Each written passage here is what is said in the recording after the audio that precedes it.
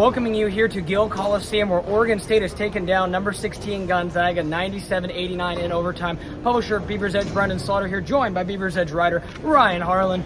Ryan, I feel like we both got to take a breath just after that one. What a game here at Gill Coliseum, as we mentioned. This is only January, folks. I know, right? It's only January. We sleep in May.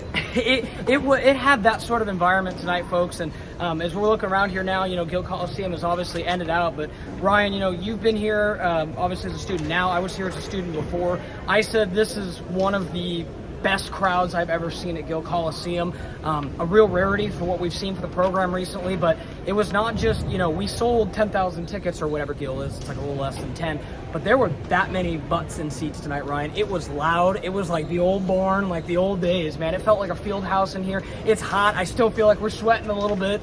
And Oregon State, they just battled through and got it done. We're going to obviously dive into some of the things, but what stood out the most to you in this game, Ryan? Honestly, their resilience and even to bouncing back after a tough loss to Santa Clara a couple days ago. Right. And really Wayne said post-game, basically taking that lesson from that loss and not letting it affect them in a game like this, where he was saying, yeah, we need to play more consistently through 40 minutes. We were about maybe 95% there, things of that nature, but like enough to where he was really proud of the fight that his squad showed out there on the court, and really just in a game where Gonzaga absolutely dominated them on boards, where normally right. you see that score, that disparity, and you're like, well, it's not a winning formula. Yeah, that's not a winning formula, and usually the team that out rebounds the other is gonna win those games most of the time, but had to show out on offense in order to make up for that. Right, and you mentioned it, obviously Gonzaga wins the rebounding battle 41-28. Graham Ike tonight, their big man, Gonzaga's big man. Oregon State got a huge break when they were able to get him fouled out of the game, because he was dominant tonight. He finishes with 9 boards and gets 26 points. Ben Gregg also had a nice night for the Gonzaga, 15 and 13.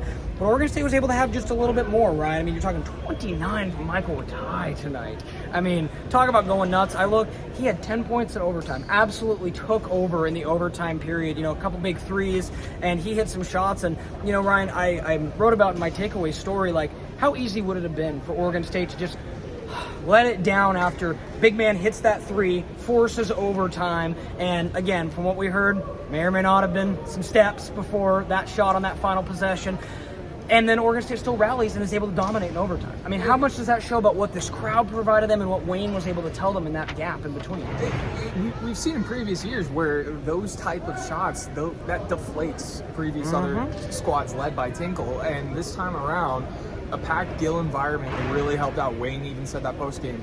The environment was a key part in that, and two of just, continuing to fight, continuing to play through. Like, Ratai, even though had 29 points, he wasn't perfect by any means. Right. Like, Ratai took some questionable shots at times, but basically, Wayne pulled him aside and said, hey, look, like, be smart with the ball. If you get those looks, go for it. If not, kick it out to somebody else. Yeah. And was able to do that, along with Josiah Lake, too, providing some key plays on defense and also getting to the free throw line and on offense. 9 of 10 for Josiah Lake at the free throw line. You think about how many and how crucial some of those free throws were.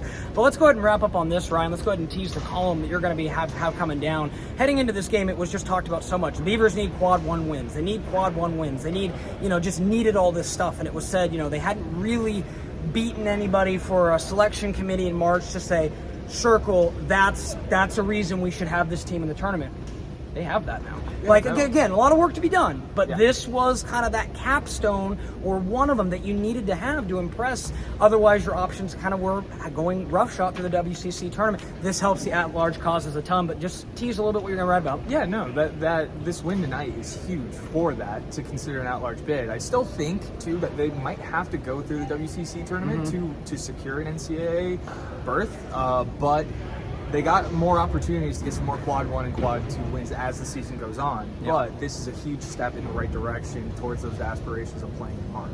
Absolutely, and now we can look at this game and say, boom, Oregon State's marquee win. So what they have to do now, obviously it's January, as Ryan mentioned. March is a ways away, but the fact that we're sitting here talking about it now shows this team is legit, it's real. They've got the depth, they've got the shooting, they've got the resiliency, the leadership to come back and beat a Mark Few team. Again, we all know, folks, Gonzaga is one of the well coached. And how many times did Gonzaga just make those 50-50? Like, they're probably they are the toughest team the Beavers play this season. Absolutely will be, along with probably St. Mary's as well, Right. too. So there is that, but definitely a big win here at Gill for Oregon State and Lincoln Gold tonight.